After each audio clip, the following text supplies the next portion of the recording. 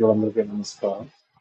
ఈరోజు మన టాపిక్ కలియుగ దైవం ఎందుకని అనుకుంటారు. ఈరోజు మనం చూసామంటే మనలో దగ్గరగా ఒక 50 అడుగుల దూరం నుంచి మాత్రమే మనం చూడడానికి కుదురుతుంది. మనం డబ్బులు ఇస్తే కానీ అంతకన్నా దగ్గరగా అసలు ఎందుకు అంత దూరం జరిగింది. ఇకపోతే ఇవాళ మనం చర్చించే విషయంలో మొదటిది కలియుగ దైవం అసలు దేనికి అంత దూరం అయ్యారు. ఈ విషయం మనం ఎందుకు తెలుసుకోవాలనే దానికి ఒక చిన్న కథ చెప్తాను. అనగనగా ఒక ఊర్లో ఒక గద్ద ఉంది. ఆ గద్ద దాని ఆహారం కోసం అని చెప్పి ఒక పాముని వేటాడడానికి ప్రయత్నిస్తుంది. ఆ పాము వేటాడేటప్పుడు దాన్ని తీసుకుని ఎగురుతున్నప్పుడు గాల్లో ఆ పాము ఏం చేస్తుందంటే దాని నోట్లో నుంచి కొంచెం విషయాన్ని అనేది వదిలి గద్దను చంపుదాము అనే ఉద్దేశంతో ఆ విషయాన్ని వదిలింది. అయితే ఆ విషయం అదే టైంకి కింద ఒక గొల్లబామ వెళ్తా ఉంటుంటే ఆమె నెత్తి మీద పాలతో ఉన్న కుండ ఏదైతే ఉందో ఆ కుండకి ఒక గుడ్డ లాంటిది తప్పు ఉంచుతుంది. గాలి కొంచెం గట్టిగా వేయడం వల్ల ఆ గుడ్డ అనేది పక్క అయిపోయింది. కరెక్ట్గా అదేయడానికి పైన వెళ్తున్న పాము ఏదైతే విషయం వదిలిందో ఆ విషయం వచ్చి కరెక్ట్గా అదే కుండలో పడుతుంది. ఆ విషయం తెలియని గొల్లబామ ఏం చేస్తుంది, ఒక బ్రాహ్మణ్ దగ్గరికి వెళ్ళి పాలు పోస్తుంది. ఆ బ్రాహ్మణ్ ఆ రోజు తన ఇంట్లో ఏదో కర్మకాండ చేస్తూ ఉంటాడు. అందుకని ఒక వేరే బ్రాహ్మణ్ని పిలిచి భోజనం పెడతాడు. ఆ భోజనం తిన్న తర్వాత ఆ మా ఋషి లేదా బ్రాహ్మణ్ ఎవరైతే ఉన్నారో ఆయన చనిపోతారు. అలాగే ఆ బ్రాహ్మణ్ కూడా చనిపోతాడు. ఆ పాము విషయం వల్ల గద్ద చనిపోతుంది, ఆ గద్ద వల్ల ఆ పాము చనిపోతుంది. దాదాపుగా అందరూ చనిపోతారు. చనిపోయాక అందరూ యమలోకానికి వెళ్తారు. అక్కడ సమవర్తి అందరం రాజుంటారు. రాజుంటే ఆ బ్రాహ్మణ్ణి ఆ ఋషి ఎవరైతే ఉన్నారో బ్రహ్మహత్య పాపం కాబట్టి ఆ పాపం ఎవరి ఖాతాలో వేయాలి ముందుగా బ్రాహ్మణి మీద వేస్తారు. అయితే ఈ బ్రాహ్మణ్ ఏం చెప్తాడు అంటే, నేను కేవలం ఆర్థికం పెడుతున్నాను, నాకు అందులో విషయం ఉందని తెలియదు, తెలిస్తే నేను ఎందుకు పెడతాను, నాకేం సంబంధం, నాకు పాపం అందులో లేదో అని చెప్పి. అయితే అతనికి పాలు ఇచ్చింది ఆ గొల్లబామే కాబట్టి ఆ గొల్లబామను అడుగుతాడు అనమాట. ఆ గొల్లబామ మీద అడిగితే అందులో విషయం కలిసిందనే విషయం నాకెలా తెలుసు, నేను శుభ్రంగానే నీట్ గా గుడ్డ కప్పి తీసుకెళ్తున్నాను, ఆ గుడ్డ ఎగిరిపోతే రాతప్పలు అవుతుంది, అందులో విషయం పడితే నేను కావాలని చేసింది కాదు, నాకు అది తెలియని కూడా తెలియదు అని చెప్పి తను చెప్తాను. ఆ గుడ్డ ఎగిరిపోవడానికి కారణం వాయుదేవుడు కాబట్టి ఆ వాయుదేవుడు వచ్చి పిలిచి అడుగుతారు. అడిగితే ఆ వాయుదేవుడు ఏమని చెప్తాడంటే,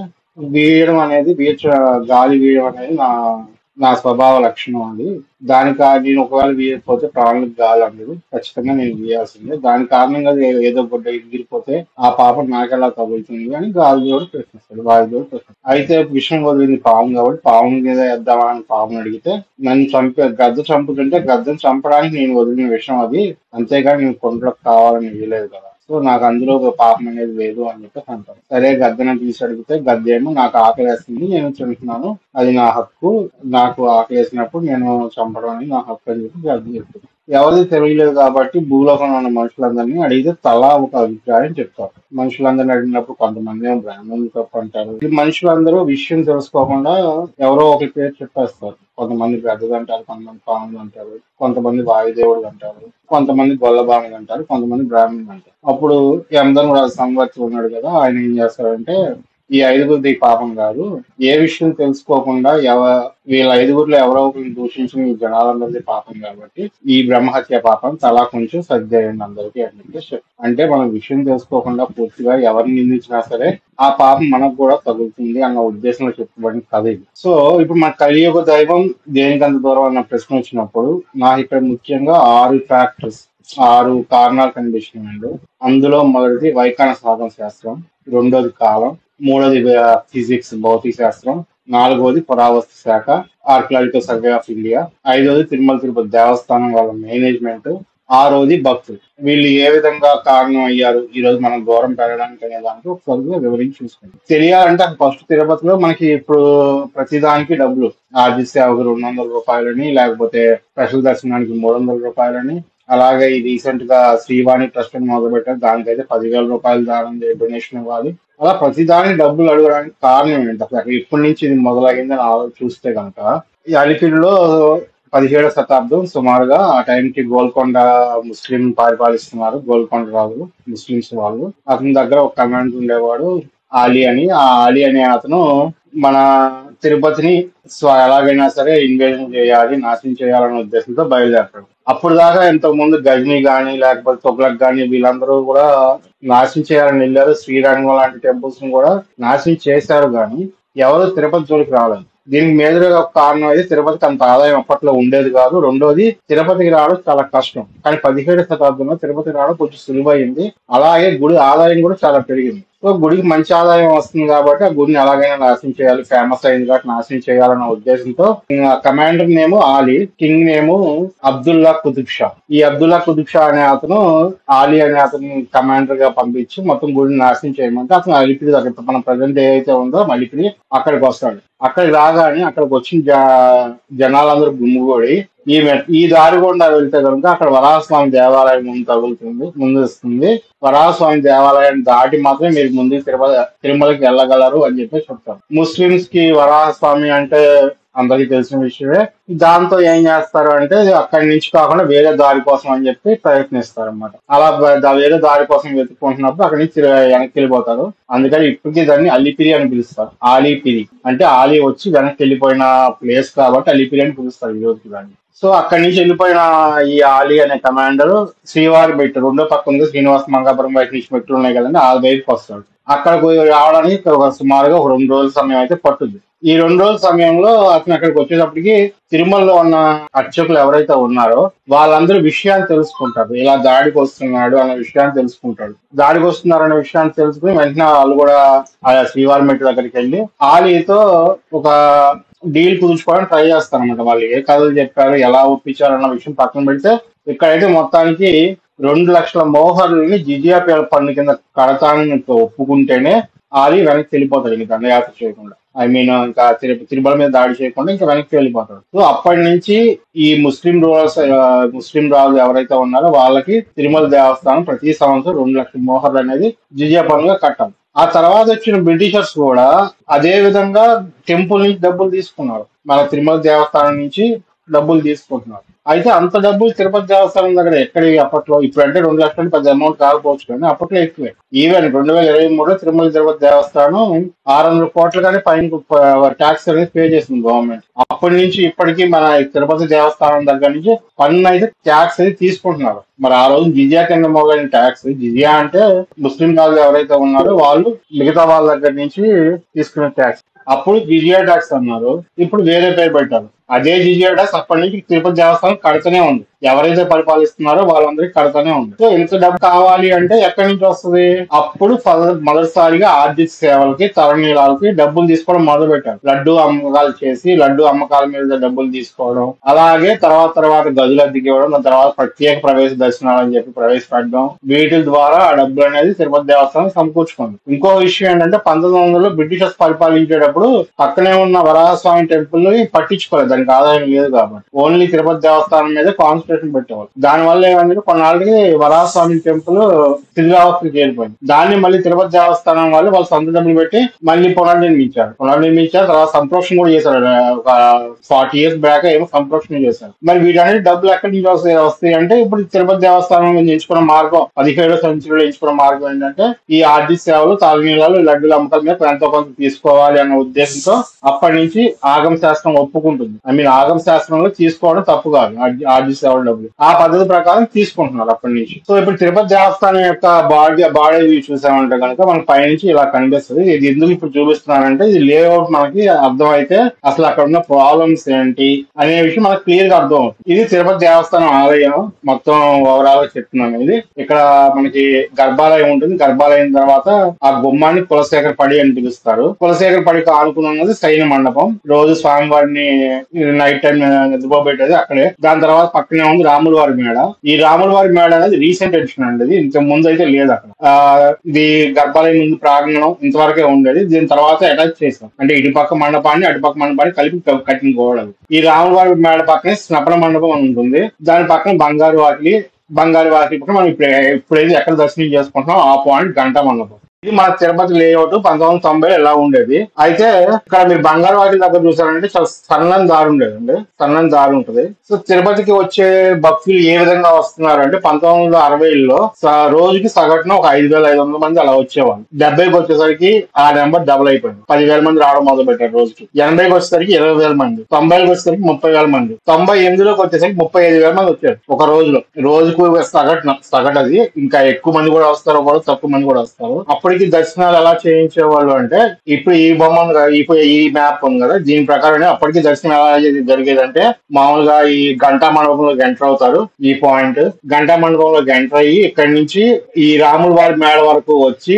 అక్కడి నుంచే వెనుదిరిగి వెళ్ళిపోయేవాళ్ళు. అది 1997 ముందు దర్శనాలు అలా చేసేవాళ్ళు అనమాట. అలా చేస్తే ఇంకా అప్పటికి దాని యొక్క కెపాసిటీ చాలట్లేదు, పెరుగుతున్న భక్తులకి సరిపడా గుడి సరిపోవడం లేదు. అంటే ఐ మీన్ అక్కడ ఎంత మంది ఫిజికల్ గా వెళ్ళగలరు అనే దానికి లిమిటేషన్ అనేది ఉంది. గుడి సరిపోవడం లేదు. గుడి సరిపోవనప్పుడు ఏం చేయాలి? సో గుడిని మళ్ళీ కొంచెం మనం పెద్దగా కట్టుకోవాలి. గుడి కొంచెం పెద్దగా కడదామా అంటే కనుక పురావస్తు శాఖ వాళ్ళు ఒప్పుకోవట్లేదు. ఎందుకంటే అది సుమారు 1000 సంవత్సరాల క్రితం కట్టిన గుడి, అరౌండ్ 900 AD ఇప్పుడు కట్టిన గుడి. అది 1000 సంవత్సరాల పూర్వం కట్టిన గుడిని ఇప్పుడు రీకన్స్ట్రక్షన్ చేస్తాము అంటే ఏఎస్ఏ వాళ్ళు ఖచ్చితంగా ఒప్పుకోరు. కొన్ని విగ్రహాన్ని తీసుకొచ్చి వేరే చోట ప్రతిష్ఠిద్దామా అంటే అది వైకానస ఆగమ శాస్త్రాలకు వ్యతిరేకం అనమాట. ఆ పని చేయకూడదు. అది కూడా ట్రై చేసి ఐ మీన్ ఆగమ శాస్త్రాల పండితులు ఎవరైతే ఉంటారో వాళ్ళని కలిసి వాళ్ళ దగ్గర ఆప్షన్స్ ఏమున్నాయి, అలాగే ఈ ఏఎస్ఐ వాళ్ళతో ఇప్పుడు ఏఎస్ఐ వాళ్ళైతే రీసెంట్ గా ఇప్పుడు అలిపిరి దగ్గర ఉన్న ఒక మండపాన్ని కూడా రీకన్స్ట్రక్షన్ చేయడానికి ఒప్పుకోవాలి. పురాతన శాఖ వాళ్ళు ఎప్పుడైనా సరే ఏదైనా సరే ఆర్కియలాజికల్ గా ఉంటే కనుక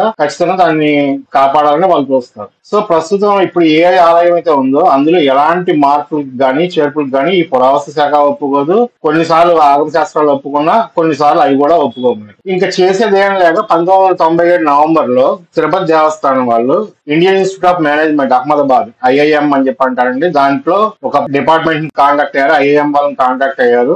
ఆ IIM వాళ్ళలో ఈ జి రఘురామ్ అనే ఆయన ఇలినాసిస్ యూనివర్సిటీలో PhD కంప్లీట్ చేశాడు. మాలం కూడా హైయర్ స్టడీస్ కూడా. వీళ్ళిద్దరు ఆ టైంకి అక్కడ HOD ప్రొఫెసర్స్ కింద ఉన్నారు. వాళ్ళని కాంటాక్ట్ చేస్తే వాళ్ళు వచ్చి అరౌండ్ 1 year పాటు అబ్జర్వేషన్స్ అన్ని చేసి డేటా అంతా కలెక్ట్ చేసి ఏమేమి మోడిఫికేషన్ చేయొచ్చు, ఇంకా ఇప్పుడు ఏదైతే జనాలు వస్తున్నారో దానికి తగ్గట్లుగా తొందరగా దర్శనం అయ్యేట్టు ఏ విధంగా చేయొచ్చు అని ఒక రీసెర్చ్ అనేది చేసి ఒక పేపర్ అనేది పబ్లిష్ చేశారు కూడా వాళ్ళు. అదే సజెషన్స్ ని టీటీడీ వాళ్ళకు కూడా ఇచ్చారు. ఆ పేపర్ అనేది issues in handlings pilgrim and population at Tirumala అని చెప్పేసి ఆ పేపర్ ని పబ్లిష్ చేశారు. సో ఇప్పుడు వాళ్ళ రీసెర్చ్ ప్రకారం ఏంటంటే మనకి ఇప్పుడు వెండివాటి అని ఉంటుంది. ఇప్పుడు మన మెయిన్ టెంపుల్ లోకి వెళ్లే ముందు ఫస్ట్ గాలి గోపురం, అది బయట పక్క, లోపల పక్క ఫస్ట్ గాలి గోపురం. ఇప్పుడు మీరు ఈ బాడలో చూసారు కదా, ఇక్కడ ఉంది కదా, ఇది వెండివాకి. ఈ వెండివాకి దగ్గర లిమిట్ అనేది ఉంది. అది కేవలం 9.5 అడుగుల వెడల్పు మాత్రమే ఉంటది అనమాట. అంటే 4 మనుషులు పక్క పక్కన నిలబడితే పట్టేంత స్థలం ఎంత ఉంటుందో అంతే ఉంటుంది. ఈ క్రౌడ్ యొక్క ఫిజిక్స్ ప్రకారం ఏంటంటే దాంట్లో నుంచి ఒక మనిషిని లోపల పంపించి బయటకు తీసుకురావడం అనే ప్రాసెస్ లో ఒక రోజులో మహా 90,000 మంది మాత్రమే లోపలికి వెళ్ళి బయటకు రాగలరు. సో ఇప్పుడు బయట ప్రకారం అయితే ఏదైతే ఉందో దాంట్లో నుంచి ఒక రోజులో 90,000 మంది మాత్రమే లోపలికి వెళ్ళి బయటకు రాగలరు. ఒక 10,000 అటు ఇటుగా ఉంటుంది, అది ప్రాక్టికాలిటీని బట్టి ఉంటుంది. కానీ సుమారు 1,00,000 మందికి మాత్రమే ఇది పాసిబిలిటీ ఉంటుంది. సో అది ఫస్ట్ ప్రాబ్లం. కానీ ఇక్కడ దీనికన్నా ఇంకా ఎక్కువ ప్రాబ్లం లోపల గుడి దగ్గర ఉంది. ఫస్ట్ ఇక్కడ అయితే 1,00,000 మంది అనుకున్నాం కదా, కానీ గుడి లోపలికి వెళ్తే అంత మందికి కూడా పట్టదు. అది ఏ విధంగా అనేది ఇప్పుడు చూద్దాం. ఇందాక చూపించాం కదా 97 ముందు దర్శనాలు ఎలా జరిగేవి అనేది. ఇక్కడ చూస్తే కనుక రాముల వారి మేడ వరకు, అంటే ఈ పాయింట్ వరకు దర్శనాలు అనేవి లోపలికి వచ్చేవాళ్ళు. ఇక్కడ మనకి ఈ బంగారు వాకిల దగ్గర కొంచెం నొక్కులాగా ఉండేది, అదంత వెడల్పుగా ఉండేది కాదు. ఈ పద్ధతిలో గంటకి 1,500 మంది మాత్రమే దర్శనం అయ్యేది. అంటే రోజుకి సుమారుగా ఒక 36,000 35,000 మందికి దర్శనం అయ్యేది. 97 ముందు అంతకన్నా తక్కువే ఉండేది ఫ్లోటింగ్. ఐ మీన్ పిలిగ్రిమ్స్ అనేది భక్తులు అనేది చాలా తక్కువ మంది వచ్చేవాళ్ళు. ఆ 36,000 మంది కంటే తక్కువే ఉండేది కాబట్టి అప్పుడు దాకా ఇబ్బంది అవ్వాలి. కానీ 97 చాలా ఇబ్బంది అయిపోయింది. ఎందుకంటే భక్తులు బీభత్సంగా పెరిగారు. ఒక రోజు 50,000 40,000 అలా వచ్చేవాళ్ళు. ఇందాక నేను చూపించిన స్టాట్స్ చూసారు కదా, ఆ స్టాట్స్ ప్రకారం. సో ఇప్పుడు దీన్ని పెంచాలి అంటే వాళ్ళు చేసిన ఫస్ట్ సజెషన్ ఏంటంటే బంగారు వాకి అనే ప్రదేశంలో దాన్ని వెడల్పు చేస్తే కనుక మీరు ఇక్కడ లోపల దాకా తీసుకెళ్లొచ్చు. అట్ ఏ టైం 2 మనుషులు చొప్పున వెళ్ళి రాగలిగేంత ప్లేస్ ఉంటుంది. అంటే 2 క్యూ లైన్ నడుస్తాయి. మీరు ఇప్పుడు ఎంతైతే లిమిట్ ఉందో ఆ లిమిట్ చాలా వరకు డబుల్ అవుతుంది. అంటే సుమారుగా రోజుకొచ్చి అరౌండ్ 50,000 దాకా మీరు దర్శనాలు చేయించగలచ్చు అని చెప్పేసి చెప్పారు. అది 99 దాకా ఇలాగే చేశారంటే. సో ఇక్కడ చూసినట్లయితే మనకి ఇక్కడ ఎంట్రన్స్ ఎగ్జిట్ వేరువేరుగా ఉంది. ఇక్కడ చూసి ఒకే పక్కన, అంటే అంత 97 కంటే ముందు ఒకే పక్క నుంచి లోపలికి వెళ్ళాలి. ఆ సన్నగా ఉండే బంగారు వాటిలో నుంచి లోపలికి వెళ్ళి దర్శనం చేసుకుని మళ్ళీ బయటకు వచ్చి ఎగ్జిట్ అయ్యేవాళ్ళు. కానీ దాన్ని వీళ్ళు ఇచ్చే సజెషన్ ఏంటంటే ఈ ఎంట్రన్స్ అనేది మార్చమని చెప్పారు. ఒక పక్క నుంచి ఎంటర్ అయ్యి లోపలికి వెళ్ళి దర్శనం చేసుకుని బయటకు రావాలి. ఇక్కడ ఇంకో విషయం ఏంటంటే ఇక్కడ ఈ బంగారు వాటి దగ్గర నుంచి కులశేఖర పడి దాకా వెళ్లే వరకు స్వామివారు కనిపిస్తూనే ఉంటారు. సో చూసామన్న సంతృప్తి కూడా జనాలకు ఉంటుంది. ఈ కులశేఖర పడి దాకా వెళ్ళాలి అంటే అది వీళ్ళు చెప్పిన ప్రపోజల్ ఇదండి. అయితే ఇది 2 సంవత్సరాల్లోనే దీని లిమిట్ కూడా మనం దాటేసారు. భక్తులు ఎక్కువగా రావడం, భక్తులు పెరగడం వల్ల ఏమైందంటే దీనికంటే ఈ విధంగా పంపించినా సరే ఇంకా చాలా పరిస్థితి, ఇంకా ఎక్కువ మంది వెయిటింగ్ లో ఉంటున్నారు, క్యూ లైన్ లో సరిపోవట్లేదు. అందుకని మళ్ళీ ఇంకా సజెషన్స్ అనేవి వేరే కూడా చేశారు. ఆ సజెషన్స్ ఏంటంటే ఇది చూసారు కదా, ఇక్కడ చూస్తే కనుక ఈ గంటా మండపానికి ఒక పక్క నుంచి ఎంటర్ అవుతారు. ఎంటర్ అయ్యి బంగారు వాటిలో నుంచి మొత్తం 4 లైన్లు క్యూ లైన్లు, 3 గానీ 4 లైన్లు కానీ క్యూ లైన్లలో ఈ కులశేఖర పడి దాకా వస్తారు. కులశేఖర పడి దగ్గర నుంచి లేదా రాముల వారి మేడ దగ్గర నుంచి పక్కకి వెళ్ళిపోవచ్చు. ఈ విధంగా వెళ్తే కనుక మనకి గంటకి 5,000 మంది దర్శనం జరుగుతుందండి. అయితే గంటకి 5,000 అంటే మనకి రోజువారీ దగ్గర 1,00,000 మంది పైగానే మనం దర్శనం చేయించవచ్చు. అంటే ఇక్కడ మనం గుడినే మాడిఫై చేయట్లేదు, కాకపోతే ఇక్కడ చేసేది ఏంటంటే ఈ పక్కన ఎక్కడ చోట ఓపెన్ చేయాలి. ఈ టెంపుల్ స్ట్రక్చర్ ఏదైతే ఉందో అది కొంచెం ఆల్టర్ చేయాల్సి ఉంటుంది. దీనికి ఏఎస్ఐ వాళ్ళు ఒప్పుకోలేదు, అలాగే ఆగమ శాస్త్రం కూడా విరుద్ధమే. ఇలా టెంపుల్ కి ఒక పక్కన ఓపెన్ చేయడం అనేది ఆగమ శాస్త్రానికి విరుద్ధం అని చెప్పేసి వాళ్ళు ఒప్పుకోవాలి. సో ఈ ప్రపోజల్ అయితే రిజెక్ట్ అయింది. ఒకవేళ ఈ ప్రపోజల్ ఉంటే ఈ రోజు మనం 1,00,000 మంది తిరుపతి దర్శనం చేసుకోగలిగి ఉండేవాళ్ళం. కానీ ఆగమ శాస్త్రానికి విరుద్ధం కాబట్టి ఏఎస్ఐ కూడా ఒప్పుకోవాలి టెంపుల్ కి ఆల్టరేషన్ చేయడానికి. సో ఈ ప్రపోజల్ రిజెక్ట్ అయిపోయింది. కానీ ఇంకా భక్తులు పెరుగుతూనే ఉన్నారు. మరి భక్తులు పెరుగుతూనే ఉన్నప్పుడు మరి దాని తగ్గట్టుగా ఏదో ఒకటి చేయాలి, ఎలాగైనా చేయాల్సింది, లేకపోతే అక్కడ క్యూ లైన్ పెరుగుతూనే ఉన్నాయి కిలోమీటర్లు. సో దాని తర్వాత వచ్చిన ప్రపోజల్ మనం ఇప్పుడు ఏదైతే చూస్తున్నాం అది. ఇందులో ఏంటంటే డైరెక్ట్ గా ఈ గంట మండపంలోకి వస్తాము, అక్కడే స్వామివారిని దర్శించుకుంటాము. ఒక 20 సెకండ్లో 10 సెకండ్లో దర్శించుకుని అక్కడే బయటకు వచ్చాడు. ఈ విధంగా రావడం వల్ల చాలా దూరం, అంటే సుమారుగా ఒక 50,000 అడుగుల దూరం నుంచి మనం దేవుణ్ణి చూస్తున్నాం. అంతకన్నా దగ్గరికి అయితే ఇప్పుడు వెళ్ళనివ్వట్లేదు. గంటా మండపంలో దర్శనం చేసుకుని బయటకు వెళ్ళి పంపించేస్తున్నారు. ఈ పద్ధతిలో గంటకి 4,000 మంది మహా అయితే ఇప్పుడు రష్ ఎక్కువ ఉన్నప్పుడు తోస్తే కనుక ఒక 4,300 అంతకు మించి ఎక్కువ మంది అయితే అవ్వదు. గంటకి 4,000 అంటే సుమారుగా ఒక రోజు మొత్తంలో 75,000 మందికి మ్యాక్స్, అంటే గరిష్టంగా 75,000 నుంచి మనం ఇంకా దర్శనం అనేది చేయించలేం. అది కూడా ఏంటంటే ఒక మనిషికి ఒక 10 సెకండ్లు కూడా దేవుడిని చూసే అవకాశం ఉండదు. కేవలం 10 సెకండ్లు కూడా దేవుడిని చూసే అవకాశం ఉండదు. అలా అయితే రోజుకు ఒక 75,000 మందికి మాత్రమే మనం దర్శనం చేయించగలం. ఇప్పుడు మరి నాకు ఎక్కువసేపు చూడాలని అని అంటే టీటీడీ వాళ్ళు చేయగలిగింది ఏం లేదు అక్కడ. ఎందుకంటే నీకు వచ్చే జనాభా భక్తులు ఎంత మంది వస్తున్నారు, అప్పట్లోనే 60,000-70,000 మంది వచ్చేవాళ్ళు. తర్వాత మీరు ఈ గ్రాఫ్ చూస్తే కనుక 2013లో 1,00,000 దాటేస్తారు. రోజు వచ్చే యావరేజ్ సగటు అనేది 1,00,000 మందిని దాటేసింది 2013లోని. కానీ ఇక్కడ మనం చూస్తే టెంపుల్లో మనం అలా 5 సెకండ్లు కూడా చూడనివ్వకుండా భక్తుని బయట పంపించేసిన 75,000 నుంచి వ్యక్తి పరిస్థితుల్లో మనం దర్శనం అనేది చేయించడం. కానీ 1,00,000 మంది వస్తుంటే వాళ్ళకి దర్శనం ఎలా చేయించాలి? మొన్న వైకుంఠ ఏకాదశి నాడు 2.5 లక్షల మంది వచ్చారంట. మరి అంతమంది దర్శనం ఎలా జరగాలి? ఎలా పాసిబిలిటీ ఉంటుంది? సో పాసిబిలిటీ అనేది అయితే లేదు, అంతమంది దర్శనం చేసే ఆప్షన్ అయితే లేదు. ఇప్పుడు దాకా గత 10 సంవత్సరాలుగా జరిగిన దర్శనాలు సగటు చూస్తే కనుక 2013లో 56,000 ఉండేది. ఆ 56,000 కాస్త 2014లో 62,000, 2015లో 75,000 దగ్గరగా వెళ్ళింది. ఈవెన్ 2023లో కూడా 70,000 దాటేసింది. సగటు ఎంతమంది దర్శనం చేయించారు అనేది, ఎంతమంది వచ్చారు భక్తులు అనేది కాదు, ఇక్కడ ఎంతమంది దర్శనం జరిగింది ఒక రోజులో. 2020-21లో కరోనా వచ్చింది కాబట్టి ఆ పీరియడ్ అనేది మనం పట్టించుకోవాల్సిన అవసరం లేదు. సో ఇక్కడ ప్రతిరోజు వచ్చే జనాభా అయితే 70,000 ఖచ్చితంగా దాటుతున్నారు దర్శనాలు. వీళ్ళ మాక్సిమం ట్రై చేసినా సరే 70,000, 75,000 నుంచి చేయలేకపోతున్నారు. సో ఈ దారి ఇప్పుడు దాకా జరిగిన ఏ మార్పులు అయితే ఉన్నాయి అలాగే ఇంకా చాలా మార్పులు చేశారు. 1992 లఘు దర్శనం అనేది ప్రవేశపెట్టారు. అంటే కేవలం ఒక భక్తుడు 10 సెకండ్లు మాత్రమే దేవుని చూసుకోగలడు. వెంటనే ఒకవేళ భక్తులు అక్కడి నుంచి కదలపోయినా తోసేస్తారు పక్క నుంచి. అలాగే 99లో ఈ 75,000 లిమిట్ అయితే ఎప్పుడైతే టచ్ అయిపోయాము మనం, రోజుకి 75,000 మంది కంటే ఎక్కువ దర్శనం జరగట్లేదు. కానీ వచ్చే జనాభా లక్షల్లో ఉన్నారు. వీళ్ళందరికీ దర్శనం చేయాలంటే కష్టం, ప్రతి ఒక్కరికి వెయిటింగ్ పీరియడ్ అనేది పెరిగిపోతుంది. సో అందుకని అడ్వాన్స్డ్ రిజర్వేషన్ సిస్టమ్ అనేది ఈ ఐఐఎం వాళ్ళు సజెస్ట్ చేశారు. ముందుగానే రిజర్వేషన్ చేయించుకుని వచ్చే వాళ్ళకి దర్శనం తొందరగా కంప్లీట్ అయ్యేది చూడండి. ఆ మెథడ్ ని ఇంప్లిమెంట్ చేసే దాంట్లోనే సుదర్శనం టికెట్ అనేది ఫస్ట్ టైం ఇష్యూ చేస్తారు. దీంట్లో ఏంటంటే మనకి ఒక టోకెన్ అంటే కంకణం ఒకటి కడతారు చేతికి. ఆ కంకణం కట్టుకున్న వాళ్ళకి తొందరగా దర్శనం అయిపోయారు. లైక్ 4 అవర్స్ కానీ 6 అవర్స్ లో కానీ దర్శనం అయిపోవాలి అని టార్గెట్ పెట్టుకుని స్టార్ట్ చేసింది. అప్పటికి దర్శనానికి మనకి 75,000 కంటే ఎక్కువ మంది ఉంటున్నారు. క్యూ లైన్ లో ఇంకా జనం ఉంటూనే ఉన్నారు. సో అందుకని 2005లో మహాలఘు దర్శనం అని ప్రవేశపెట్టారు. లఘు దర్శనంలో దగ్గరగా ఒక 30 సెకండ్ల పాటు మనం దేవుడిని చూసే అవకాశం ఉంటది. కానీ మహాలఘు దర్శనంలో కేవలం 5 సెకండ్లు మాత్రమే ఉంటుంది. అంటే ఆ క్యూ లైన్ లో మనకి దేవుడు ఎంతసేపు కనిపిస్తారు అంటే 5 నుంచి 10 సెకండ్ల కన్నా ఎక్కువ సేపు అయితే కనిపించదు. అలాగే 2017 ప్రత్యేక దర్శనం అనేది ప్రవేశపెట్టారు. 2019 నుండి SSD టోకెన్లు అనేవి శీఘ్ర సర్వదర్శన టోకెన్స్ అని చెప్పేసి ఇష్యూ చేస్తున్నారు. అవి ఏంటంటే ఫ్రీగానే ఇస్తారు. ఇప్పుడు చూస్తే కనుక 2023లో ప్రతిరోజు 25,000 ప్రత్యేక దర్శనం అంటే 300 రూపాయల దర్శనం టికెట్లు ఉంటాయి కదండి, అవి 25,000 జారీ చేస్తున్నారు. ఈ రోజుకి 25,000 ఇస్తారు. అవి అంటే కౌంటర్ లో గానీ బయట గానీ ఆన్లైన్ లో గానీ తీసుకునే 25,000 మాత్రమే ఉంటాయి అవి. అలాగే ప్రతిరోజు ఒక్కో రోజు తగ్గుతుంది. గరిష్టంగా 15,000 మాక్సిమం 15,000 వరకు ఈ SSD టోకెన్ అనేది ఇష్యూ చేస్తున్నారు. ఈ SSD టోకెన్ తిరుమలలోనే ఇష్యూ చేస్తున్నారు, ఆన్లైన్ లో ఇష్యూ చేయట్లేదు. ఆన్లైన్ లో చేయరు కూడా, తిరుపతిలోనే ఇష్యూ చేస్తున్నారు. అది కూడా ఏంటంటే రేపు దర్శనం అయితే ఇవాళ ఇస్తారు. ఇవి ఎందుకు ఇస్తున్నారు అంటే ఇప్పుడు మామూలు ప్రతి ఒక్కరు డైరెక్ట్ గా వచ్చేస్తే వాళ్ళకి 24 గంటలు దర్శనం పడుతుంది. ఆ దర్శనం టైం ని తగ్గించాలి అన్న ఉద్దేశం మీద ఈ టోకెన్స్ అనేది ఇష్యూ చేస్తున్నారు.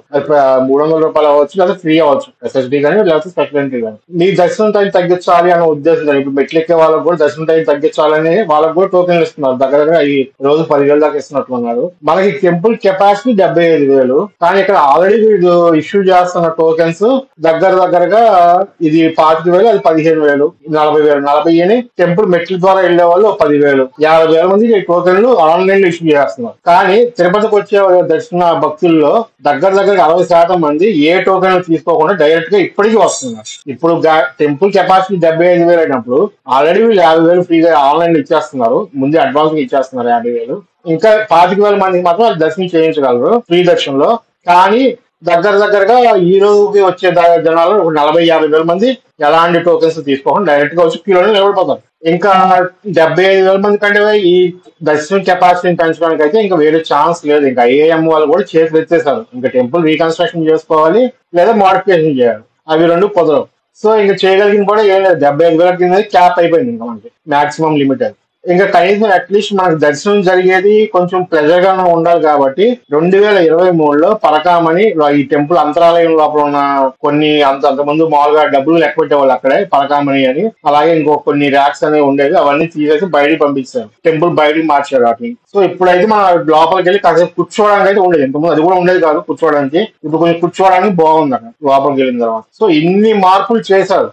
ఇక్కడ మనకి 75,000 అనేది లిమిట్ ఇప్పుడు ఖచ్చితంగా ఉంది. భక్తులు చూస్తేనేమో రావట్లేదు. 75,000 మంది వస్తే బాగానే ఉంటది, దర్శనం తొందరగా అవుతుంది. కానీ రావడం అయితే రావట్లేదు. సో ఇప్పుడు మన కులశేఖరపల్లి దగ్గరకల్లా ఏంటి అంటే ఇప్పుడు ఇంత దగ్గరగా ఈ మ్యాప్ లో చూసినట్టుగా అంత దగ్గరగా చూడాలంటే మనకున్న ఆప్షన్స్ ఏమున్నాయి. ఎవరికైనా సరే ఇప్పుడు స్వామి వారికి దగ్గరగా గర్భగుడి బయట నిలబడి దేవుని దర్శించుకోవాలి అనుకుంటే వాళ్ళకున్న ఆప్షన్స్ ఈ 5ఏనండి. ఇంకా వేరే ఆప్షన్స్ అయితే లేవు. ఖచ్చితంగా ప్రతి దాంట్లో డబ్బులు ఖర్చు పెట్టాల్సిందే.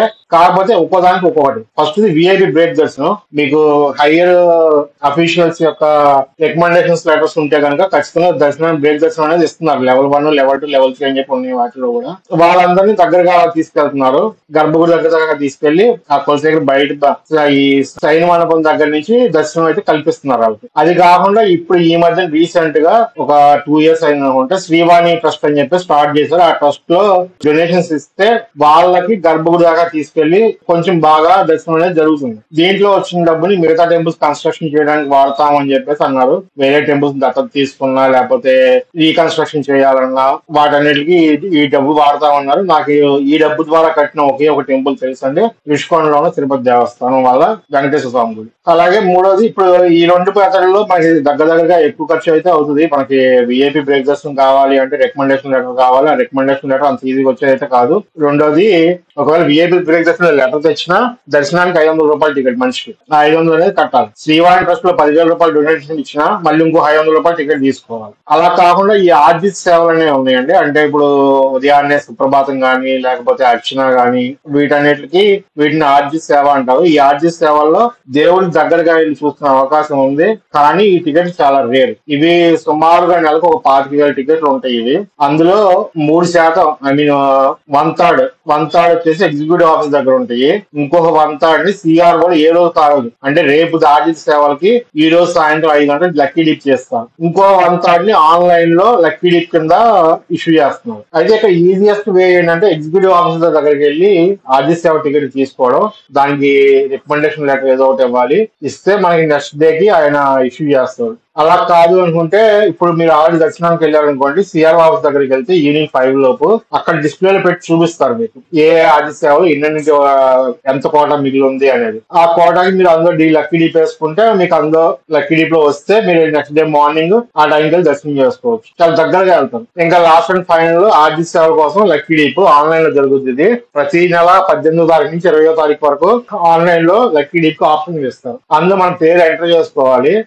నిన్నటితో క్లోజ్ అయిపోయినది. జనవరికి జనవరికి కాదు 3 నెలల తర్వాత అంటే ఏప్రిల్ మే దానికోసం జరిగే డిప్ నిన్నటితో క్లోజ్ చేస్తారు.